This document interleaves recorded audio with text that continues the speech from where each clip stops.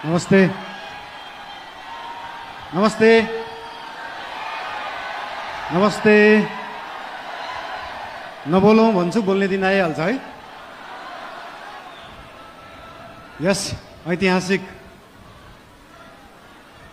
राष्ट्रिय स्वतन्त्र पार्टीको पहिलो महाधिवेशनमा उपस्थित पार्टीका सभापति रवि लामिछानेज्यू, विशेष अतिथिका रूपमा आउनुभएका पूर्व प्रधानमन्त्रीज्यू, प्रमुख प्रतिपक्षीय दलका सभापतिज्यू तथा सम्पूर्ण विशिष्ट अतिथिहरू, पार्टीका पदाधिकारीहरू, मन्त्रीगणहरू, सांसदज्यूहरू तथा उपस्थित सम्पूर्ण देशप्रेमी राष्ट्रिय स्वतन्त्र पार्टी प्रेमी सबैलाई हार्दिक शुभकामना दिन चाहन्छु। कुरा कताबाट सुरु गरौँ त? आज खासमा चाहिँ यो महाधिवेशन भनेको पार्टीको विषयमा बोल्ने, पार्टीलाई कसरी सुदृढ बनाउने, पार्टीलाई कसरी बलियो बनाउने, हाम्रो पार्टी जुन एउटा सानो महत्त्वाकांक्षा, सानो इच्छा, सानो देश बनाउने हुटुटीले सुरु भएको पार्टी आज महाधिवेशनको पहिलो दिनसम्म आउँदै गर्दाखेरि यो पार्टी, यो आन्दोलनको रूपमा भएको पार्टी, भावनाको रूपमा भएको पार्टीलाई संस्थागत गर्ने, स्थापित गर्ने दिनमा आउँदाखेरि हामीले धेरै जसो पार्टीलाई कसरी एक ठाउँमा ल्याउने भन्ने नै कुरा गर्नुपर्छ।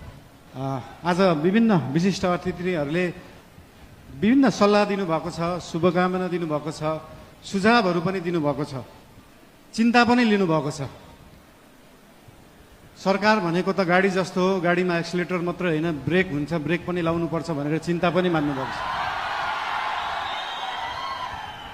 त्यस्तो चिन्ता चाहिँ लोकल रोडहरूमा हिँड्दाखेरि गाडी सिधा गइराख्दाखेरि कहिले लेफ्टबाट गाडी आउँछ, कहिले राइटबाट मान्छेहरू आउँछ, तर हाम्रो गाडी लोकल रोडमा हिँडेको गाडी होइन, हाम्रो एक्सप्रेस वेमा हिँडेको गाडी हो।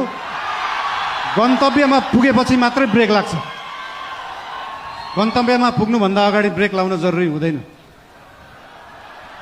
र हाम्रो गाडी अनियन्त्रित पनि छैन, वातावरण पनि मिलेर गएको छ। त्यही भएर हाम्रो पार्टीप्रति, हाम्रो सरकारप्रति जुन चिन्ता लिनुभएको छ त्यसको लागि धेरै धेरै धन्यवाद पनि दिन चाहन्छु। चिन्ता लिनु राम्रो कुरा हो।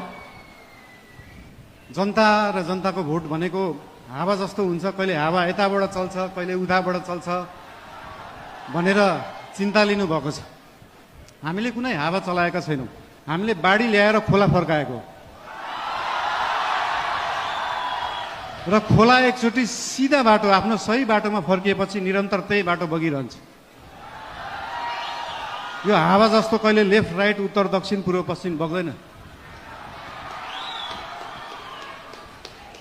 त्यही भएर चिन्ता लिनुहुनेहरूलाई धेरै धेरै धन्यवाद दिन चाहन्छु। यस्तै चिन्ता हामीलाई दिइराख्नु होला, हामीलाई मार्गदर्शन दिइराख्नु होला। मेरो एकजना अनन्य मित्र, उहाँ अहिले हुनुहुन्न, उहाँले सधैँ भन्नुहुन्थ्यो मलाई, मैले म्युजिक गर्दाखेरि, बालिन स्पटलाइटमा आउन सहज हुन्छ तर त्यो स्पटलाइटलाई मेन्टेन गर्न गाह्रो हुन्छ सधैँ। त्यस्तै चिन्ता आज यहाँ हाम्रा आदरणीय नेतागणले पनि लिनुभएको छ। त्यो स्पटलाइटमा राष्ट्रिय स्वतन्त्र पार्टी आएको छ, 2/3 आएको छ, यो मेन्टेन गर्न गाह्रो हुन्छ। तर यहाँहरू सबैलाई म के भन्न चाहन्छु भने हामीले स्पटलाइटमा हामीले ल्याएको होइन, जनतालाई ल्याएको हो। र जनता सधैँ स्पटलाइटमा थियो, स्पटलाइटमा छ, स्पटलाइटमै रहन्छ। हामीले दिएको प्रकाश नेतालाई दिएको प्रकाश होइन। हाम्रो सूर्य नेताप्रति मात्रै चम्किँदैन, हाम्रो सूर्यले जनतालाई प्रकाशित गर्छ। त्यही भएर यो जनता सधैँ अगाडि नै रहन्छ। र आज पार्टीप्रति आज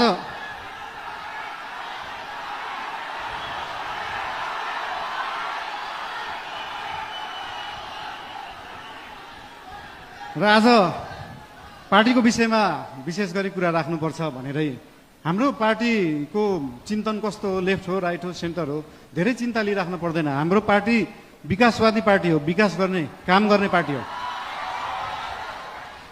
हाम्रो पार्टी अगाडि बढ्ने पार्टी हो। हामी प्रतिशोध साध्ने, पुरानो पुरानो कुरा लिएर न्यू खोज्दै बस्ने होइन। न्यू खोज्नु परे अगाडि बढ्दै गर्दा न्यू खोजिन्छ। कस्तो केसमा मात्रै भन्दाखेरि विगतका दिनहरूमा कुनै फटाइ भएका छन्, सरकारी सम्पत्तिको दोहन भएको छ, सरकारी रकमको दोहन भएको छ भने त्यहाँनिर न्यू खोज्न जरुरी हुन्छ। त्यहाँ न्यू खोज्छौँ हामी। र त्यो न्यू खोज्दै गर्दाखेरि अख्तियारलाई 5 घण्टा सोधपुछ गर्नुपर्छ, सरसल्लाह लिनुपर्छ भने हामी 5 घण्टा मात्रै होइन 5 वर्ष गर्छौँ। 5 वर्ष अख्तियारलाई राखेर सरसल्लाह गरिन्छ। त्यसमा चिन्ता लिइराख्नु पर्दैन। हामीले नियम कानुन मिच्दैनौँ, नियममा बसेरै काम गर्छौँ, नियमभन्दा बाहिर जाँदैनौँ। हाउभाउ हेर्दाखेरि यस्तो सोसल मिडियाहरू हाउभाउ हेर्दाखेरि अलिकति अनियन्त्रित देखिएला, त्यो देखिएको मात्रै हो। सबै चिज नियन्त्रणमा छ, कुनै चिज आउट अफ कन्ट्रोल गएको छैन। चिन्ता कुनै विषयमा लिनु पर्दैन। सीमाको विषयमा पनि चिन्ता लिनुभएको थियो।